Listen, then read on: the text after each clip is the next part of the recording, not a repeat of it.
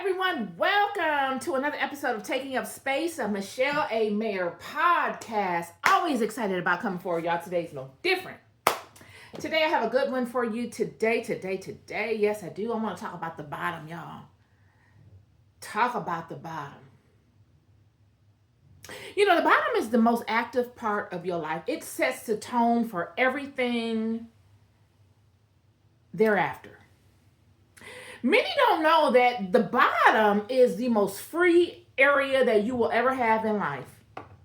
It's the place that nobody pays attention to you in. I mean, when you are at the bottom, when everybody counts you out, you're usually at the bottom. People don't have a lot of faith in you at the bottom. People don't pay you any attention in the bottom spaces of your life, friend. You have the least resistance as far as competition is concerned a lot of times when you're in the bottom places, because people don't have faith in you. They count you out. They don't even notice you. And the flip side to that is you're free to flex. You are free to do it as you please. You are free to take the opportunity to try things out, new aspects out. You're free to make mistakes at the bottom, friend, because nobody's paying attention to you. Now, you don't want to make that your permanent residency, but if you're wise in those bottom spaces, which we will all experience at one time or another in life, you can use that as a catalyst for your greatness. You can use that as fertile soil to try the implementation of new strategies and test them out without the fear of judgment, without being noticed by the masses. You are able to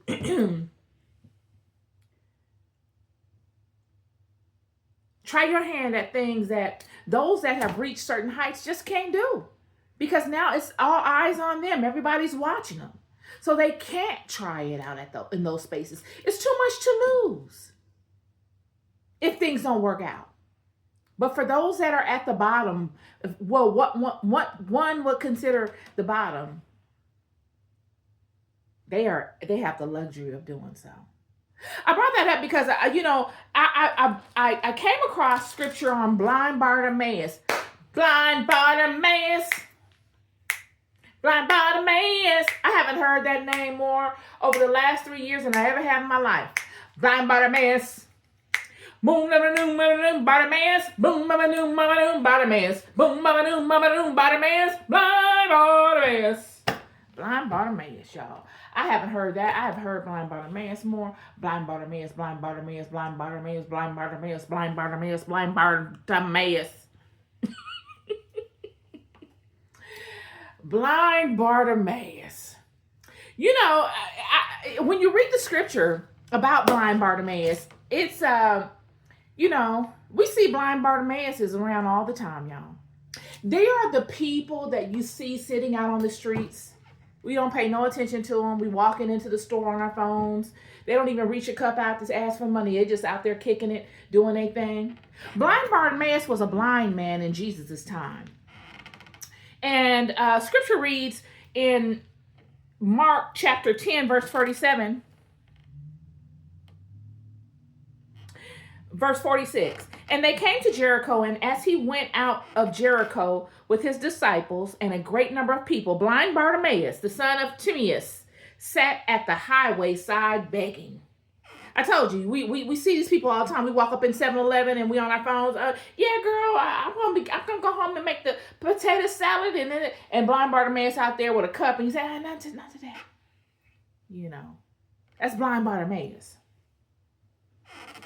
And blind Bartimeus is at the bottom. It get no lower than where blind Bartimeus is. Blind Bartimeus does not have a choice other than to sit out there and beg. He's blind. He can't see. He's dependent upon other people. He can't make a way for himself properly because he is handicapped.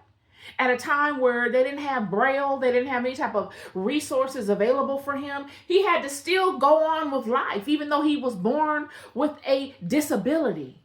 A profound one. He didn't have the luxury of of getting his mom and dad to take care of him, because I'm sure if he did, he probably would have been somewhere else. He had to be out there begging because he needed money to support himself. And Jesus and his disciples are walking up, and they see this, and you know, he's probably unclean. He ain't took a bath. He can't see. He don't know what he looks like.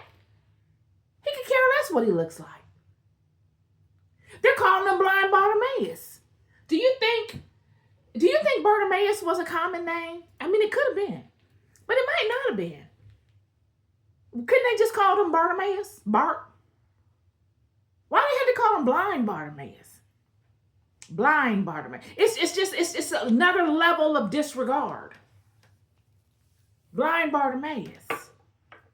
It's another level of shame put upon him, to ostracize and categorize him, to remind him of his disability. And Jesus and his disciples are walking up. He's already heard of Jesus and his disciples, because his activities are going to establish that. He might be blind, but he can definitely hear. He's privy to the goings on in his environment. He has people around him that he can talk to that give him knowledge of what's going on in the environment, even though he can't see.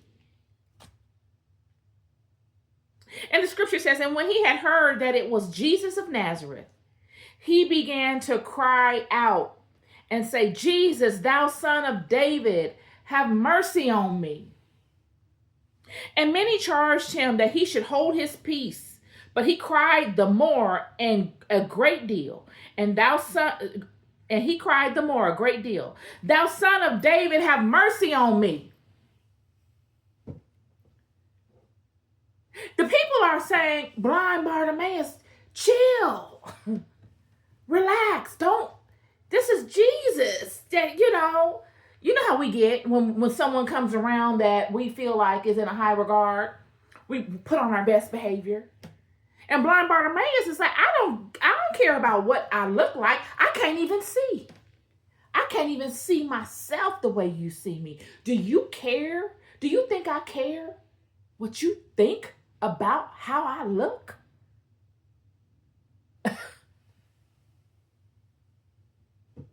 It's power right here, friend. I'm already at the bottom. I'm as low as it gets. Look, it's nowhere up from here if this man does unto me what I know he can do.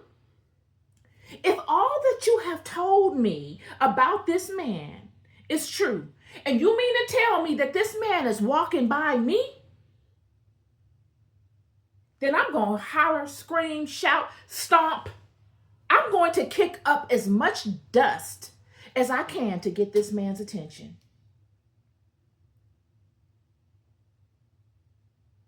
I don't have a choice. I'm going to grab this opportunity. And I might not grab this opportunity in the manner of which you think I should. I'm going to grab this opportunity the way the Spirit of God rises up in me and directs me to, regardless to what you think about me. Because it's not about you. It's about me. So Blind Bartimeus jumps up. He said,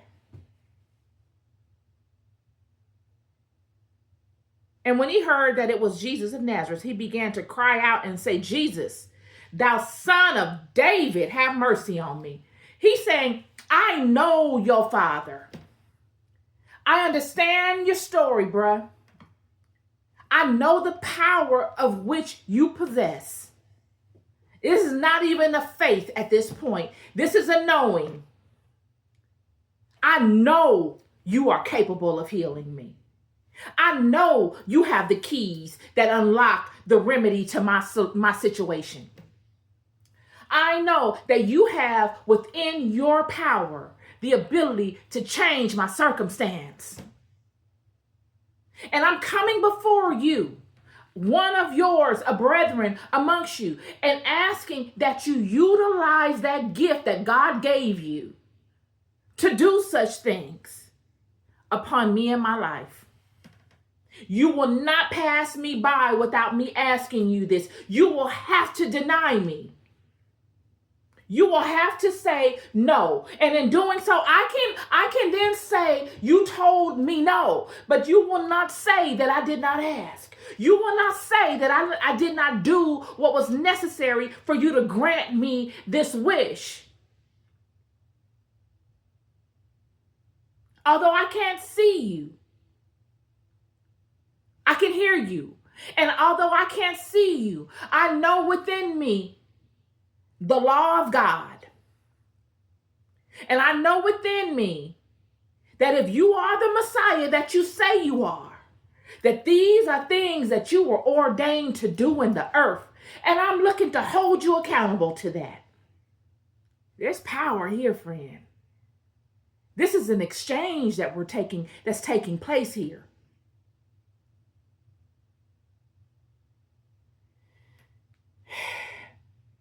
And many charged him that he should hold his peace. But he cried more, a great deal. He even got louder. He's obstinate. He's saying, oh no, you want me to hold my peace? Oh no. This is my opportunity. I'm going to do everything that I know that I can do. Now, y'all might not agree with me. Y'all might not think that I'm going about it the right way. But this is the way the Spirit is directing me to go. And this is what I feel like I need to do, because this is my life. This ain't got nothing to do with you. This is all me here, friend. I'm the captain of this ship. I'm the one sitting out here begging. I'm the one sitting over here depressed. I'm the one sitting down here using all of my antennae to hear and to siphon the truth from whichever direction that I can siphon it with in my disability. You're not.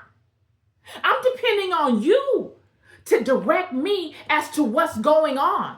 I'm listening and honing in on what you're communicating to figure out my circumstance and what's going on within this particular environment. But you could never imagine what it's like to be me. Ever. So thank you for your advice, because you and I are bound to different rules at this point. You're speaking to me from a perspective of what you see and what you perceive. You're speaking to me from a person concerned with an image. And I'm speaking to you and I'm acting out from a perspective of a person that has a disability. I do not have the luxury of seeing. I am not confined to the limitations of what having an image brings.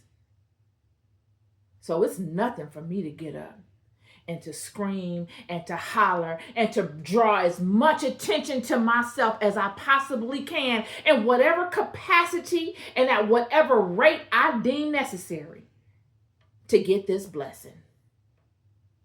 I'm honing in on a set of skills that you probably don't know anything about, because you have the luxury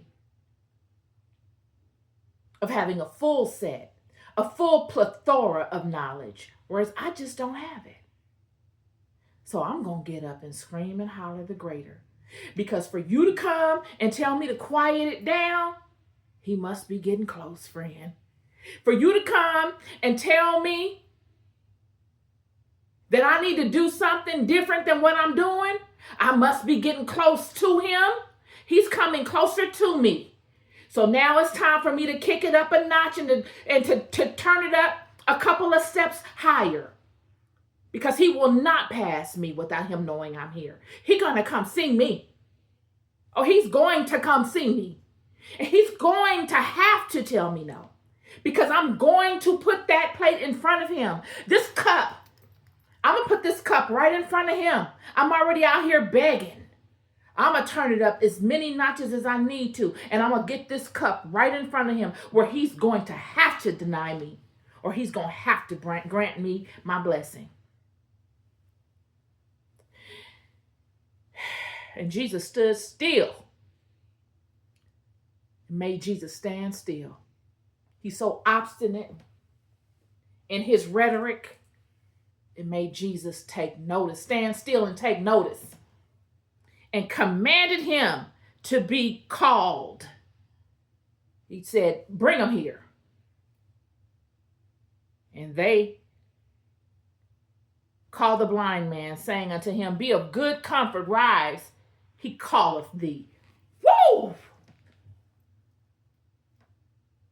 You've been chosen. You've been selected. And he cast away his garment and rose and came to Jesus. He cast away that which was already over him. And he said, I don't need this burden upon me anymore. I've been holding this a long time. This garment that I have upon me is for this particular space that I'm in. I got to get rid of this. I'm moving into a new space. I don't need that anymore. And Jesus answered and said unto him, what wilt thou that I should do unto thee? What is your wish? What would you like? What would you like? And the blind man said unto him, Lord, that I might receive my sight. He said, that I might be able to see. Cast this burden far away from me. Set me upon a strong rock so I can establish my way. Establish my going, Father, by giving me my sight. Allow me to see.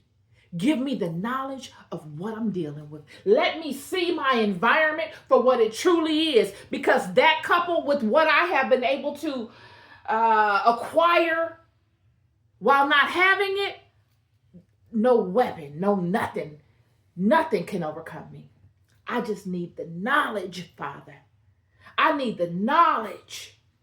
I need why. I need not even why. I need what is. I need what is. Because I already have the sense of hearing. I got a keen sense of hearing. I can distinguish between voices. I can paint a picture of who I'm dealing with just by the tone and inflection of which they speak to me. I can tell who I'm talking about, what type of person I'm dealing with by the way that they speak. I can tell what type of mind they have by what comes out of their mouth, just in my conversations with them or just overhearing their conversations with others.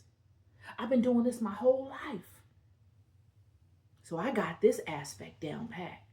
But Father, if you grant me the ability to see, oh.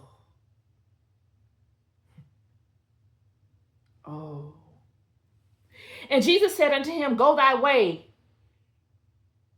Thy faith hath made thee whole. And immediately he received his sight and followed Jesus in the way. Man, this is a powerful story. It's a powerful story because, I always say, the bottom prepares you for your greatness. It's what you do at the bottom that matters. You can spend your time listening to people. You can spend your time having a pity party. Or you can spend your time honing in on your alternative gifts. Because God provides all of us with more than enough to get us through this life, regardless to what may come our way. We have enough in us to get us through. And a lot of times we just need the right set of circumstances to happen to birth the right opportunity to heal us of some of the handicaps that we may have. But even before we get the healing, if we hone in on our gifts, those alternative gifts, those subsequent gifts that may have played a backdrop to our main gift that we don't have, that is a handicap to us, we can make those gifts that much stronger. And if God allows us to be able to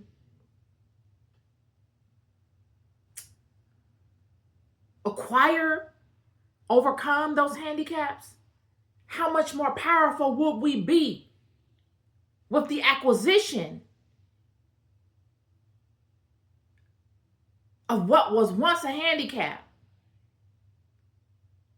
while standing in the might and the strength of the subsequent gifts. Blind Bartimeus said he walked away. And the next time you saw Blind Bartimeus, his song, he probably was singing, starting from the bottom, now I'm here. Starting from the bottom, now I'm here. Starting from the bottom, now I'm here. Starting from the bottom, now I'm here. He's singing a whole new song. Started from the bottom, now I'm here. Many of you have this same testimony. Many of you at the bottom, whether you want to admit it or not. I know it's not a good look. It's all good. I've been at the bottom. The bottom is a state of mind, friend. The bottom is all mental. It's whatever you make it. But while you're at the bottom, get busy. Get busy doing you, and not in a way that makes other people happy.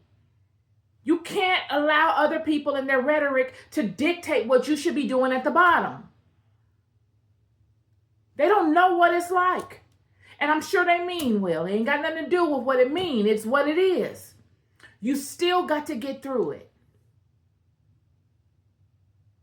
Blind Bartimeus saw an opportunity. And he could have sat there and been discouraged and allowed all the people around him to look at Jesus walk past. And he could have just sat there feeling like he was hopeless and that nobody would pay him any attention. Or he could have did what he did. He said, I'm out here panhandling anyway.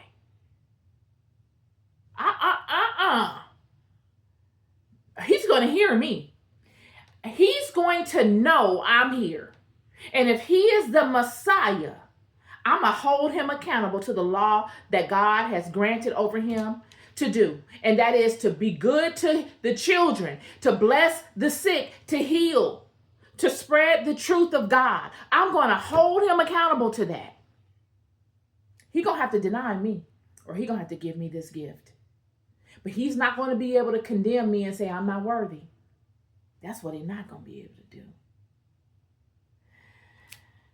You'll love more than you'll ever know. This is my podcast conversation for you today. Just came upon me. Blind Bartimeus. Say that 3 times. No, say that 5 times. Blind Bartimeus, blind Bartimeus, blind Bartimeus. I'm telling you, I haven't heard this blind Bartimeus more in my life than I have over the last 3 years. But yeah, I wanted to speak that to you because many of you have your blind Bartimeus moments. I know I have. I'm out here with my cup too, friend. And when I see him passing by, he gonna have to come see me. I'm not gonna give him an option. He gonna have to come see me. Make him come see you too. Be good to yourselves and be good to one another. Peace and love.